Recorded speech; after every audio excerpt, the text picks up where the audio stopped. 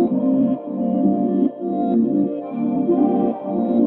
what's good, y'all? Welcome back to my channel. In today's video, I'm going to share with y'all about my history with my ovarian cyst and how I was able to heal myself naturally. That is right. No surgery over here, baby. I'm not a fan of letting nobody cut up on my body. It's just not necessary to me.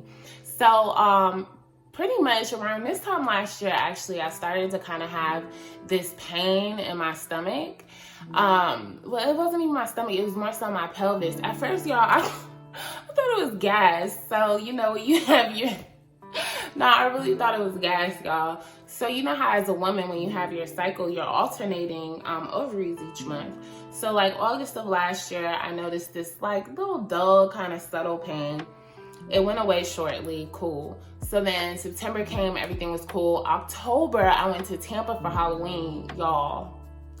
I was balled up. It was so bad, but it was only like for overnight. So I thought maybe I just ate something bad.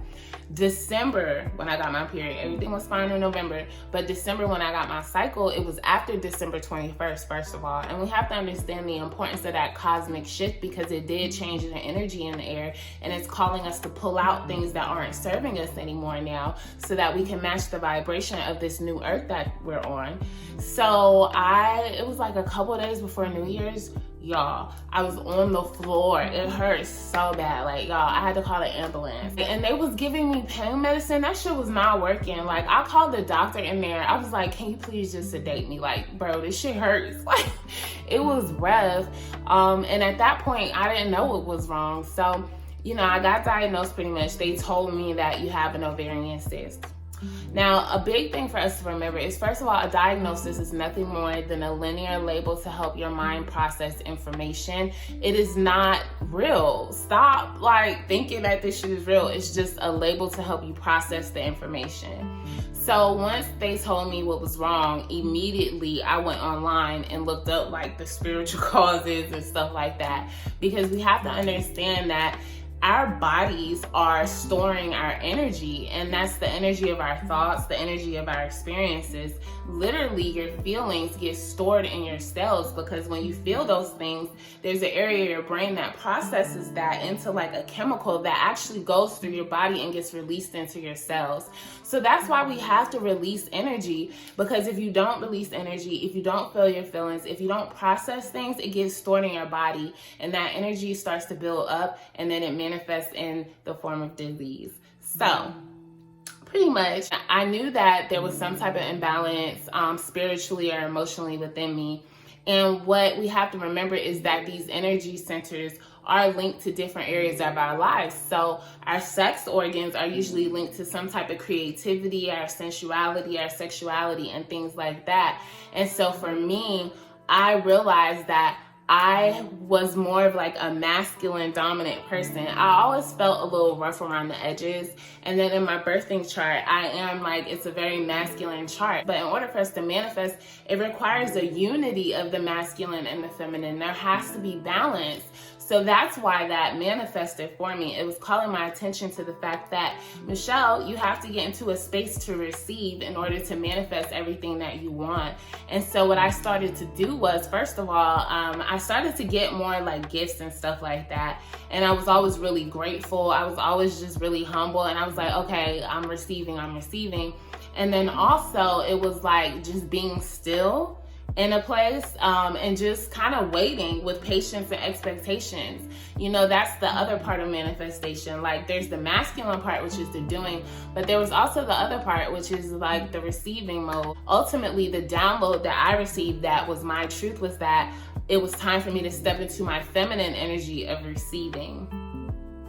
And I accepted that truth. So that's what the ovarian cyst really helped me come to terms with and get in balance, is just being able to receive. And then also, as far as the connection of the masculine and the feminine, for me, that's also part of feeling. You have to feel in order to manifest. You have to feel what feels right to you as far as finding your truth. So that's something else that was revealed to me, and that's something else that I was able to kind of improve on in my life. We have to confuse the things that show up in our lives.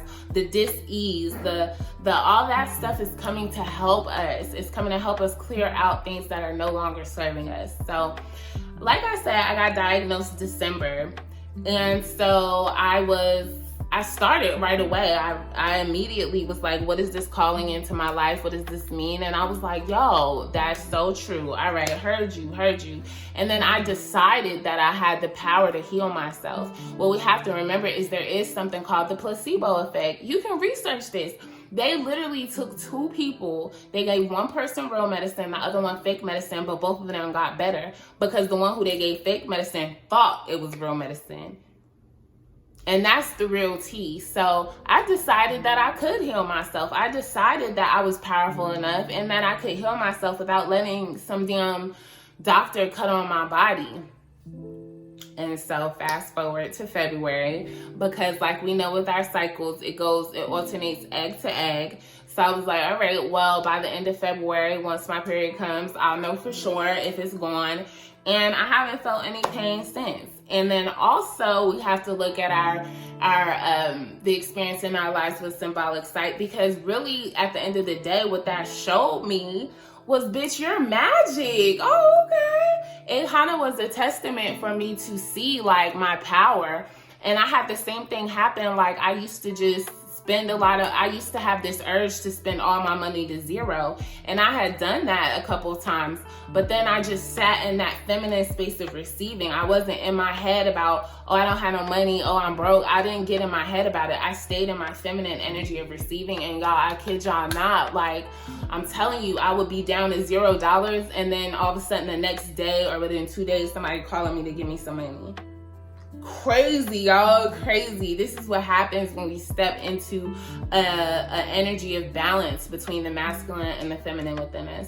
Also, something else that I know helped me get rid of my ovarian cyst was that I am vegan. So your food choices are huge as far as that.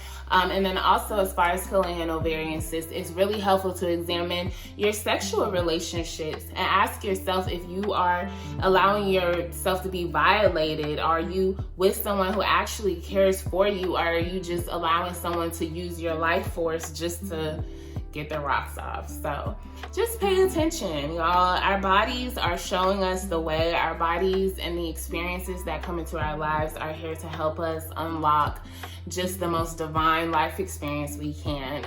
So yeah, that's all I have for this video. Make sure you like, comment, share if you care, and don't forget to subscribe. I'll see you in the next one. Peace.